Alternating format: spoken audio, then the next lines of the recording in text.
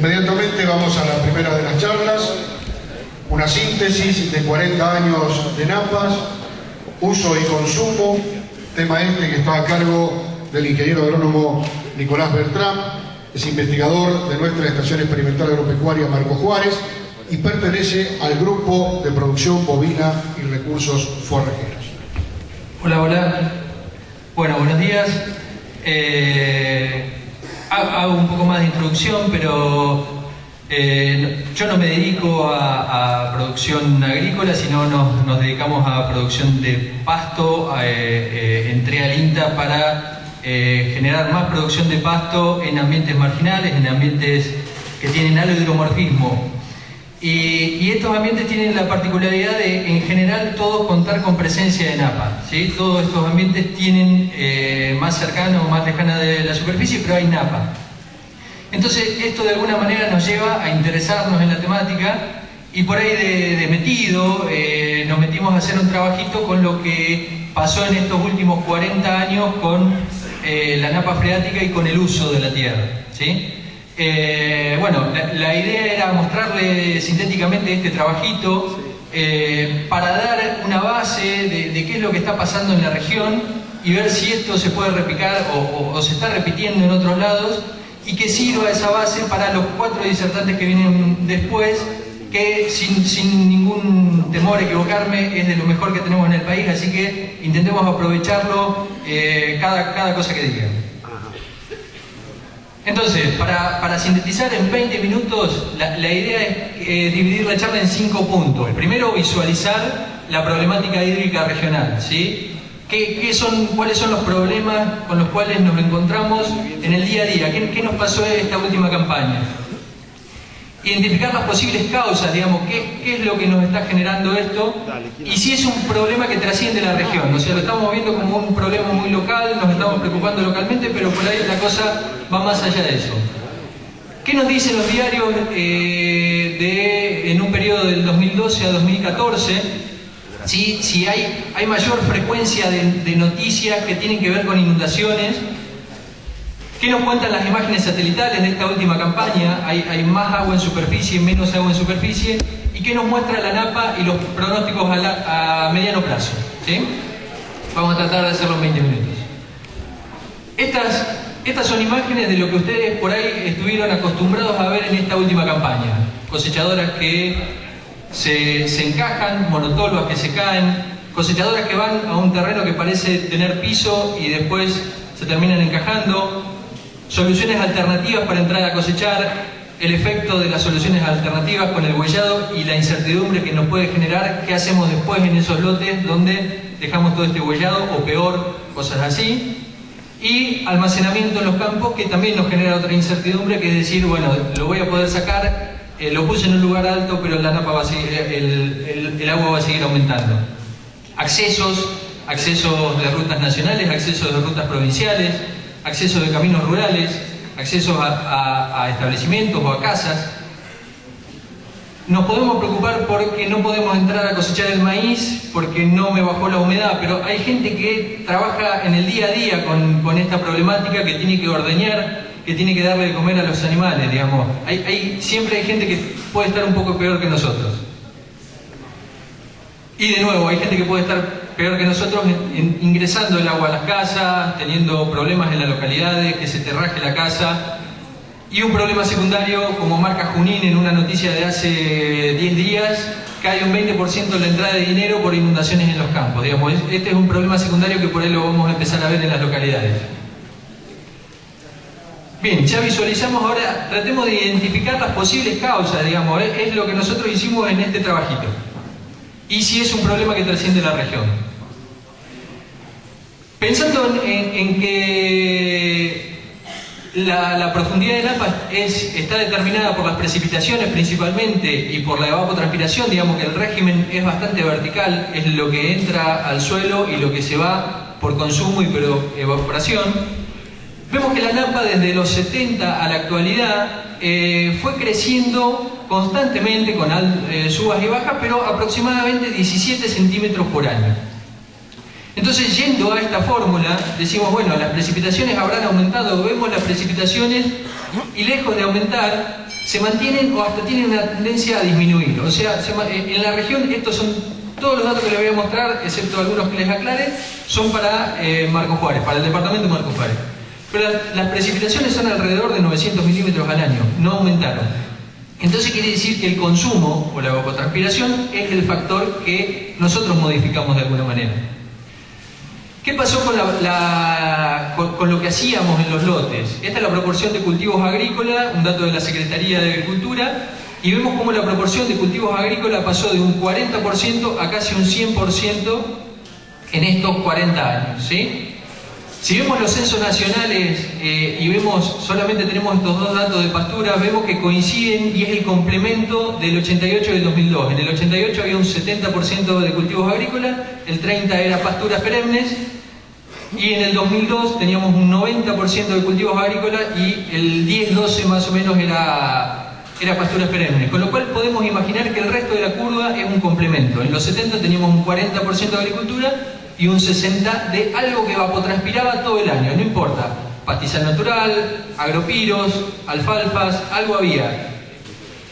¿Y qué pasó en este proceso? Apareció la soja, fines de los 70, la siembra directa a principios de los 90, cosa que aceleró mucho más el proceso de agricultura, ¿sí?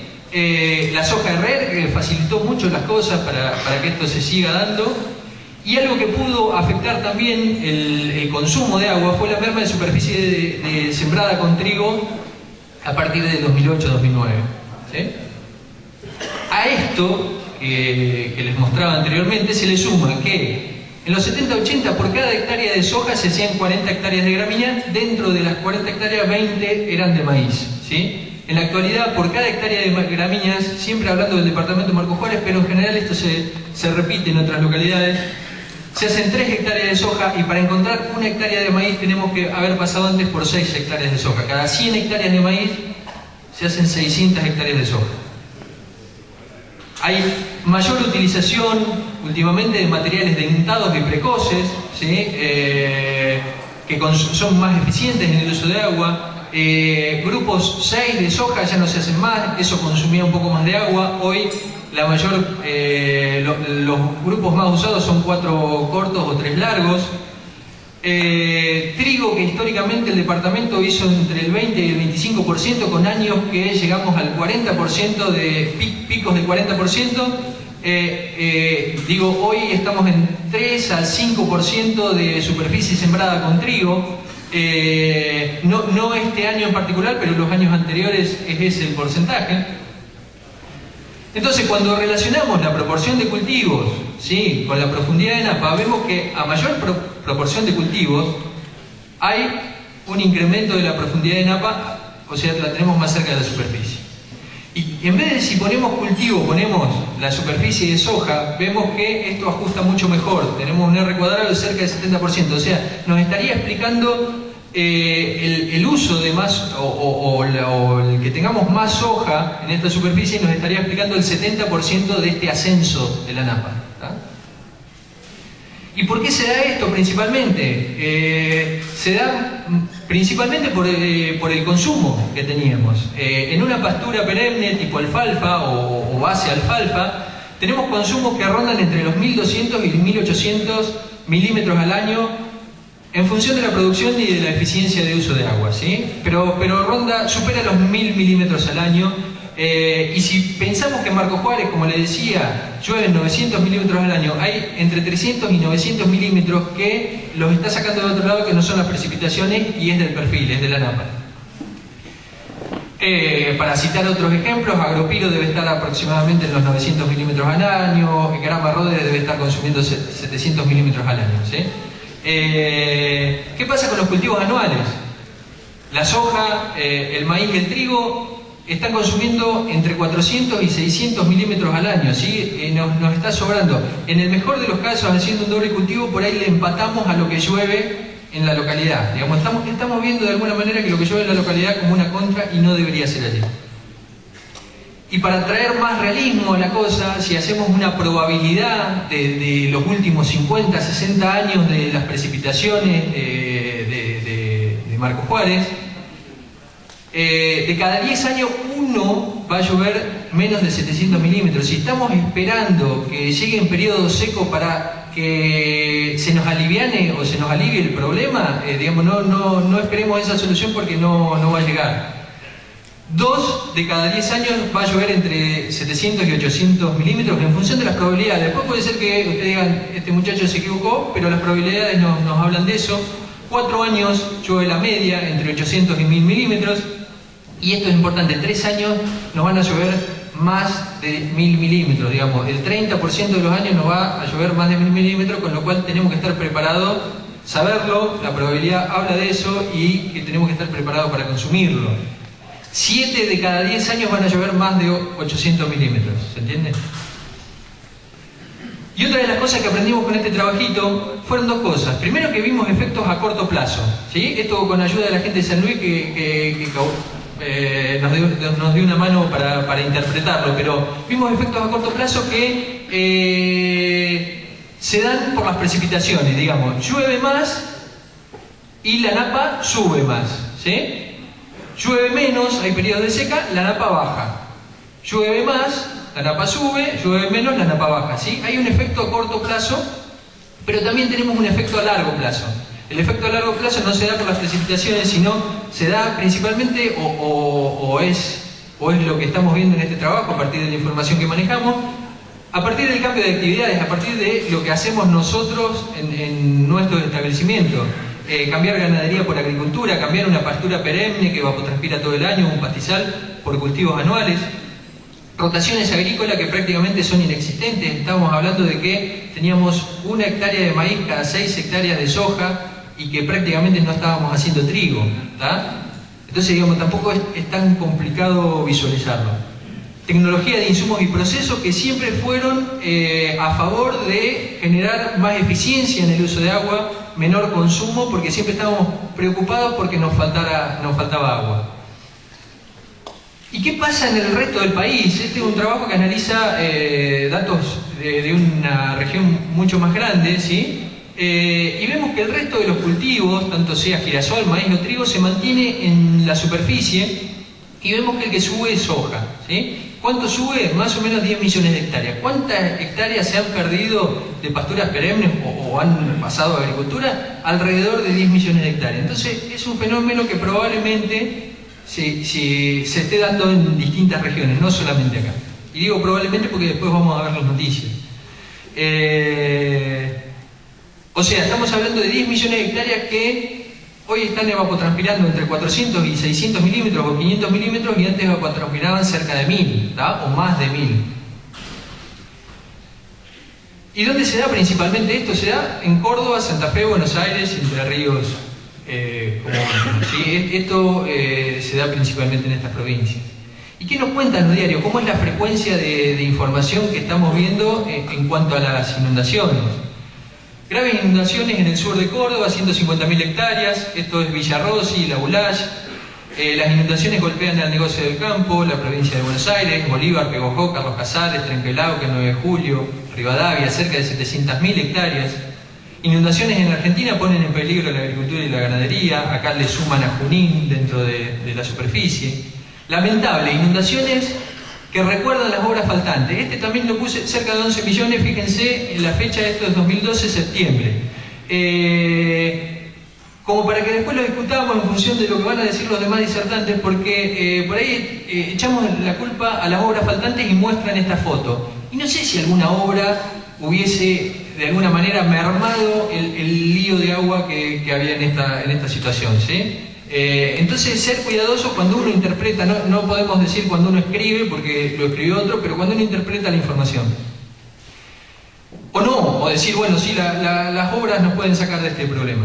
La cuenca del río Salado sigue comprometida por el gran caudal, Cuenca del Salado siempre es noticia, el campo reclama medidas urgentes por las inundaciones, ¿sí? Buenos Aires, Santa Fe y Córdoba. Inundación en Argentina afecta a cerca de 14 millones de hectáreas. Ya estábamos en noviembre, había empezado a llover más, eran 11 y pasamos a 14, ¿sí? Las inundaciones causaron daños por cerca de 12 millones del campo, la zona de arrecifes. El campo reclamó al gobierno obras para evitar las inundaciones, ¿sí? De nuevo, obras para evitar inundaciones. Después discutamos a ver si esto es así o si es aplicable a todos los casos. El campo entre la sequía y las inundaciones, el norte de Santa Fe se secaba y sufría la peor sequía de mucho tiempo, y Buenos Aires estaba así, Villegas, la zona de Villegas. De nuevo, se inunda todo porque faltan muchísimas obras hídricas, ¿sí? Digamos, es una constante ver ese tipo de información. Inundación en los campos, productores de la región piden convocar comité de crisis. Esto me pareció muy interesante. Productores nucleados en Arrecifes, Rojas, Ramallo, Salto, San Pedro, Pergamino, Federación piden a Scioli que convoque un comité de crisis. Es una medida mucho más inteligente, de decir, bueno, analicemos el problema, veamos cuál es, diagnostiquemos y veamos cuáles son las posibles soluciones, ¿sí? Escenario de alto riesgo entre inundaciones, estamos en 2014 ya. Inundaciones y sequías complican la campaña. Sí, ahora la sequía le toca al norte de La Pampa y Buenos Aires sigue inundado. Inundaciones, hay más de 40.000 hectáreas afectadas en el departamento de San Martín, la zona de Villa María, así afectaron las inundaciones a Idiazábal, se inundó la ciudad, Belville también. Córdoba, la inundación afecta a los campos de San Justo, el Fortín, Freire, ¿sí? Y cuando ponemos, de todas las noticias, hay muchas más que no les quise mostrar, pero cuando ponemos todas las localidades que aparecen en las noticias, son todas estas. O sea, lejos de ser Marco Juárez el epicentro de esto, el problema es bastante más grande que el de la región. ¿Y qué nos cuentan las imágenes satelitales de esta última campaña? Esto es octubre de 2013, para toda la región, y fíjense qué pasa para la misma región en abril de 2014. Hay mucha más agua en superficie. De nuevo, octubre de 2013 para la zona de Justiniano Pose y abril de 2014.